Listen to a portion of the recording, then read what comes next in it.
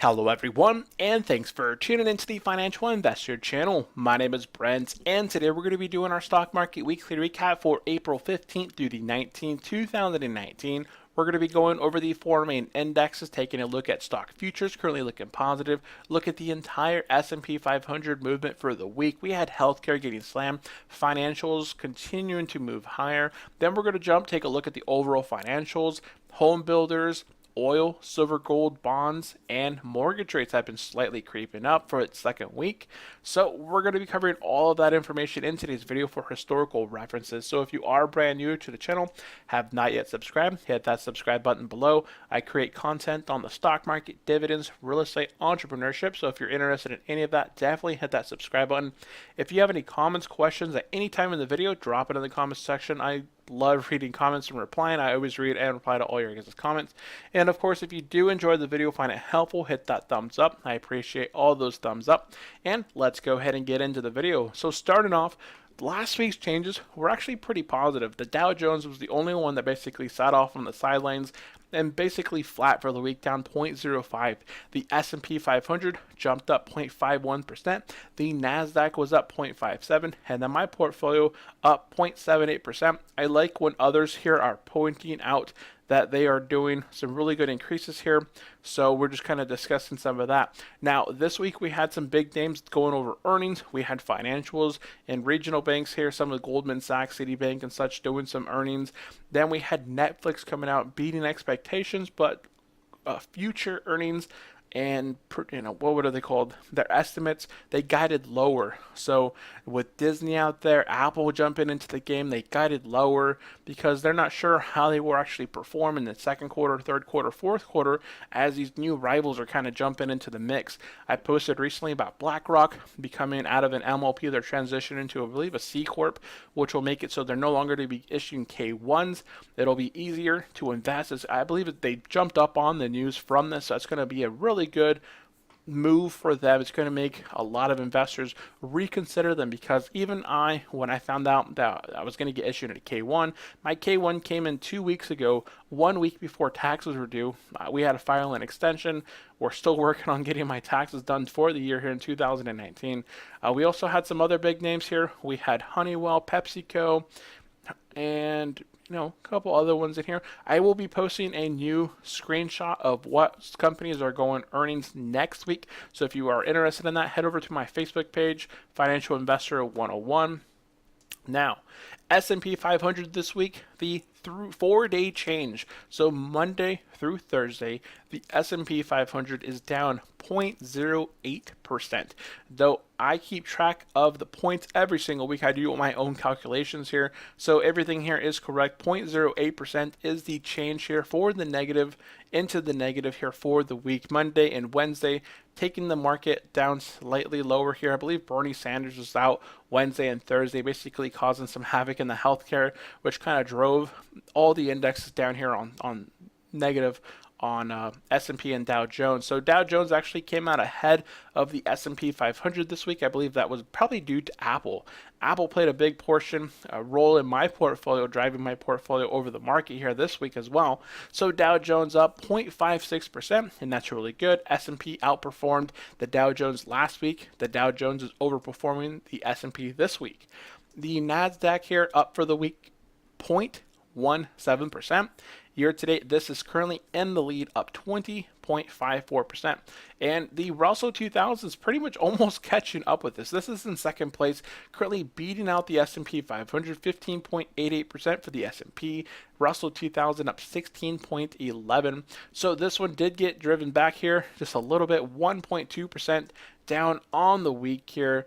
Just a little bit of a sluggish ending there for the week. Now stock futures, as we discussed, are currently positive. So we ended on Good Friday. I believe there's a percentage out there for after 3-day weekends or 3 days on the stock market when it's off. It's 60% generally positive. So this is pretty good expectations for Monday.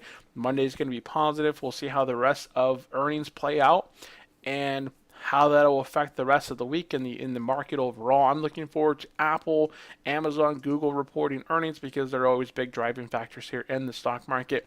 We have some company up here at the top, D, not familiar with that, but Floor and Decor holding down 31.52% in the after hours. ULTI Unlimited Software Group down 23.97. Sage Therapeutics down 15.54. There's a lot of these interesting smaller unfamiliar companies here towards the top, but they are down massive here in the after hours. So this is all some after hour changes in the percentages here. So some of the small names there, not really familiar with these, but down double digits there. Now some of the bigger names here that we can continue seeing here. Qualcomm did some excellent numbers this week. I believe their percent for the week was up some 20 some percent. We had Ford up in the after hours 0.21. Zayo, not familiar with that one.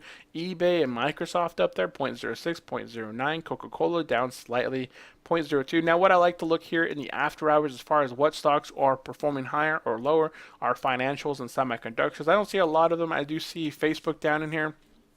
Kind of interesting. Facebook Inc. CIA, kind of interesting. But S&P 500 for Friday. Financials continuing to sell off. American, it's not American. Amgen continuing to sell off pretty hard here on Friday. So biotechnology, pharmaceuticals, the whole mix there, they got slammed this week. We also saw Amazon taking a little bit of a cool off toward the end of the week, down 0.17.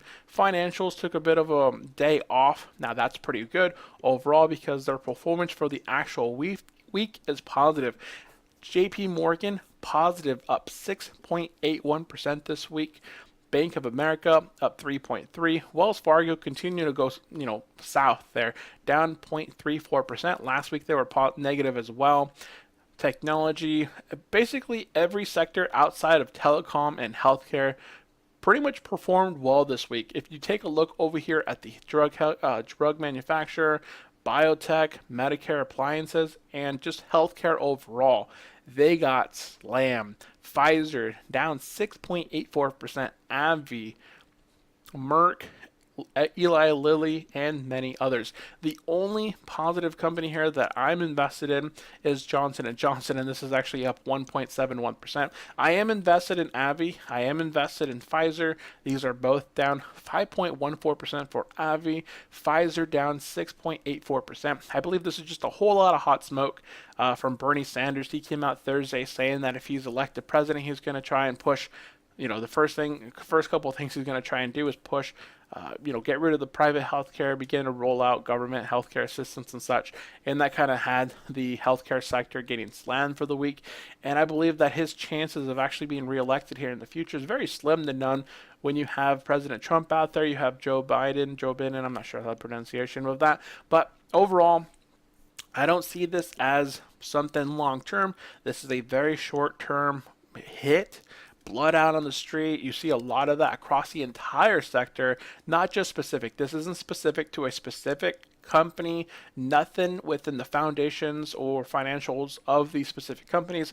It's just a sector overall. So if you're looking for a good sector to look at for value, take a look at the healthcare sector. I will be probably adding into Cardinal Health, AbbVie, Pfizer on the following Monday here, especially after a nice 5% dip there in the week. Financials, again, popping up higher. We saw JP Morgan, Citibank, and many others positive for the week. So the XLF here up 2.59 for the week, 14.79 here to date. Semiconductors positive this week. This kind of boosted up that NASDAQ, up 3.55% for the week. This is up 34.4%, but it's being outshining home builders up here, 26.32. Basically a big turnaround from last year. Home builders was slammed towards the end of the year, and it has been in a tear going positive this week. Now, oil here is of the main ones that I sort of track here, this is up at an amazing 37.89%. I believe one of my only oil positions is ticker symbol RES. It's a very small company here, newly added to the portfolio last month, but oil up 0.38% this week, up 37.89% for the week. Now, dollar, kind of funky here. It actually grew over Thursday into Friday. We can see a massive boost here on the dollar. I'm not sure if that's again because President Trump came out there saying that they want to have more quantitative easing. I'll have to look into why exactly the dollar steadily neared a 2 week high. We can go ahead and open this up a little bit. I haven't actually read into it myself as to why the dollar is continuing to move higher.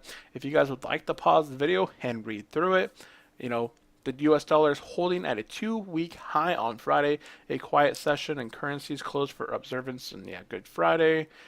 Kind of skimming through here, and I don't see anything right off the bat as to why the dollar is continuing to move higher. So I'll probably read through here at a later point. I'm not going to sit here and go over that. I want to make these videos as quick as I can here for you guys, for historical reference and such is why I do this. So silver is actually positive this week, whereas gold is down. So silver up for the week 0.29%. I think anything under $14 for silver here is actually a good bargain. You can see the volume here in these prices. When it drops down to that $14 point and breaks, you can see there's a big volume getting buying up. So buys up, pops above that $14 point. It triggered again, opened on Tuesday below that $14 point, was quickly bought back up, volume high increase there, and just kind of continue to trend sideways there for the week, up 0.29%.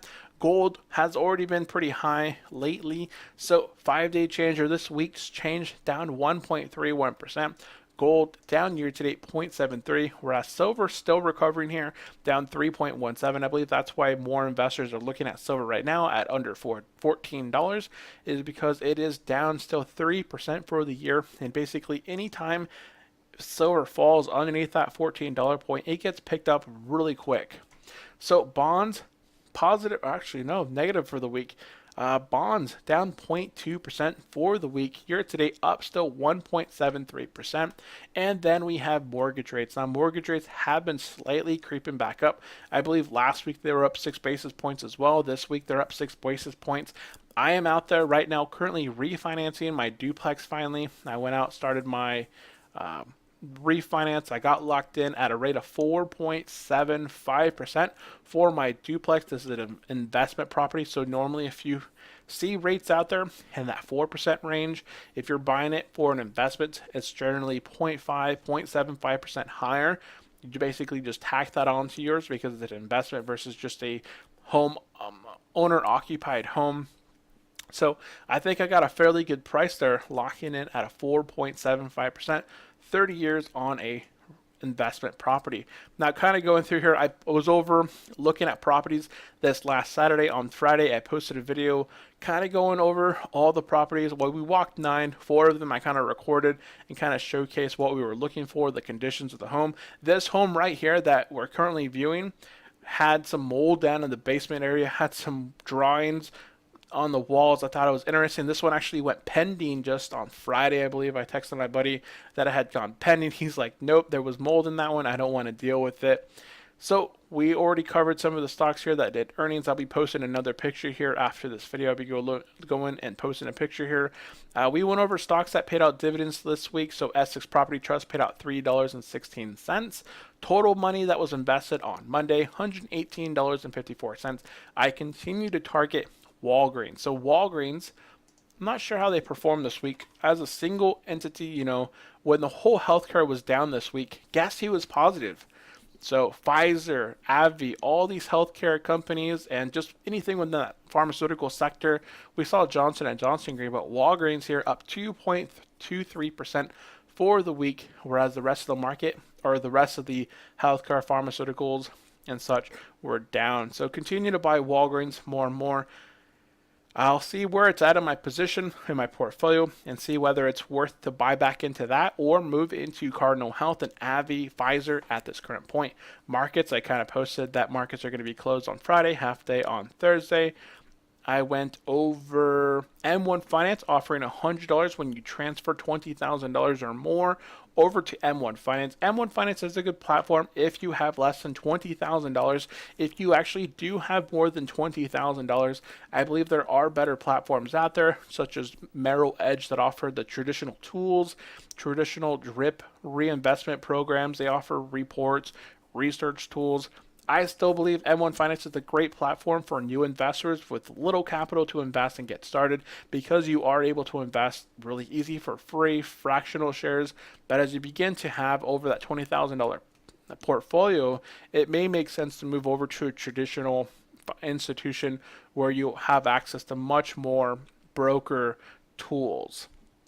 So I made actually a whole lot of dividends in the middle of the week. So WP Carey paid out 775, Main Street Capital 65 cents, Cardinal Health 343. That totaled up $11.83. I wasn't planning on getting these this week. I really wasn't watching for it, but they went out automatically reinvested. They bought CenturyLink there and Medtronic down there at 865 for Medtronic and 317 for CenturyLink. That increased my future dividends by 47 cents. That's not bad, free cash getting paid out to me from my current stock holdings, increasing my overall dividend income going into the future. Now, Pfizer came out here, got bombed on Thursday. April 17th was Wednesday. So Wednesday and Thursday, we saw the market took a pretty big hit into the negative there for here. Basically just kind of coming out. We saw Wednesday pretty much down. Dow Jones there took a little bit of a hit, but I believe Apple really helped them out. So healthcare got slammed, and that was all just due to Bernie Sanders there. Market watch Thursday, tobacco, there was a little bill. So tobacco stocks moved lower after Mitch McConnell unveils a bill to raise the legal age to 21 versus 18. So they want to lower the age for voting down to 16. They want to make it so you're basically, you have to draft and sign up for the military and such. You don't have to, but it's a kind of a weird, interesting kind of thing there. So I don't know. What do you guys think? What do you think about the that whole dealio there? Pin interest, Zoom IPO'd. Also, I believe there was another IPO, but Pin interest, I believe, actually did fairly well. Zoom was up really high.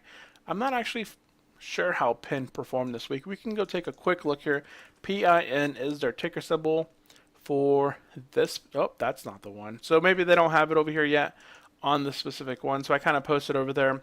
I don't really invest in IPOs myself. I like to invest in profitable companies. What's the other one? Lyft, Uber, Pin interest. They're not. They don't have any sort of net capital. So not profitable. That's the word I was looking for. Investment path.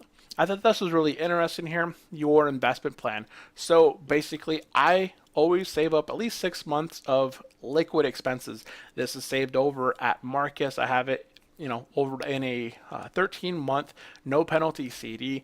Then I always do my match for my Roth 401k at work. I don't have any debt outside of my car and my real estate. I do invest towards a Roth IRA. And I don't have an HSA. This is something that's kind of came to my attention. I may end up contributing to an HSA in order to deduct even further. We're due to have a child here around September, I believe.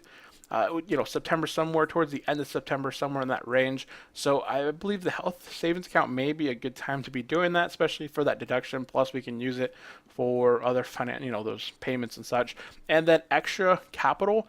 You don't want to have it sitting in your savings account or your checking account. I'm sorry. You don't want to have it in traditional savings or checking account. You definitely want to move extra capital into these high yield savings accounts or other investments. Don't just let it sit in cash. If you are letting it sit in cash, that's completely fine. But definitely have it over in a high yield savings account. So here's what I was talking about. Other than M1 Finance, Merrill Edge is also out there giving you a $100 bonus for $20,000. $150 bonus for $50,000, $250 bonus for $100,000, and $600 for $200,000. So depending on where your investment level is at, if you have over $50,000 in your account, you will actually receive up to 30 free trades per month.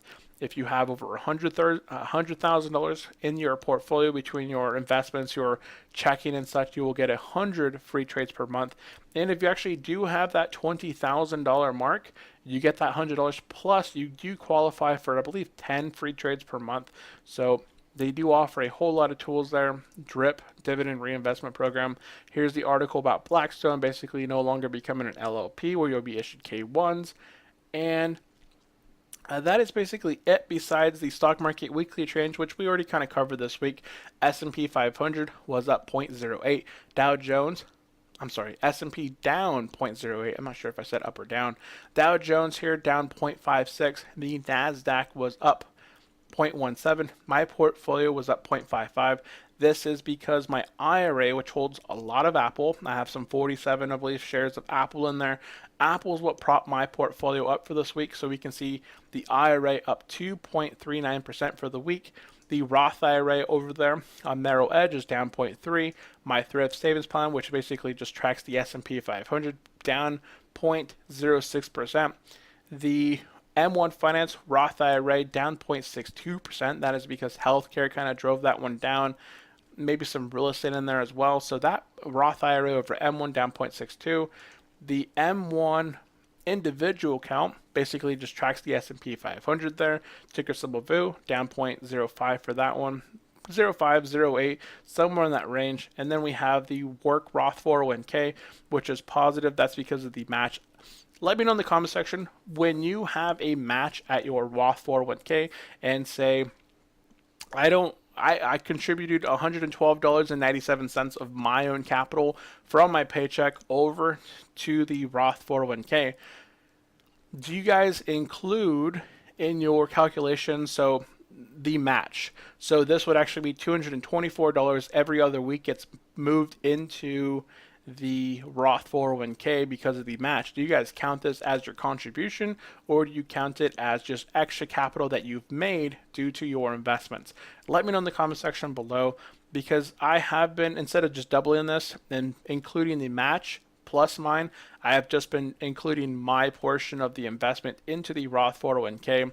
You can see here that overall for the year, between the Roth 401k at work and then the M1 Finance Roth IRA, we've contributed a little bit under $3,000 so far for the year. So that'll kind of continue. We're in the 4th month of the year. So by the end of 2019, we should be sitting at about $12,000 invested for the year between these these accounts and such. So that is basically all I wanted to cover in today's video. So if you did enjoy the video, definitely hit that thumbs up button below. If you do enjoy that, if you are brand new to the channel, have not yet subscribed, hit that subscribe button below. Again, I cover the stock market, dividends, real estate, entrepreneurship, and if you have any comments, leave it in the comment section. I always read and reply to all your guys' comments. I appreciate all the feedback, all the thumbs up, and that is it. Thank you all for tuning in. I will see you next time. Have a great day. Bye.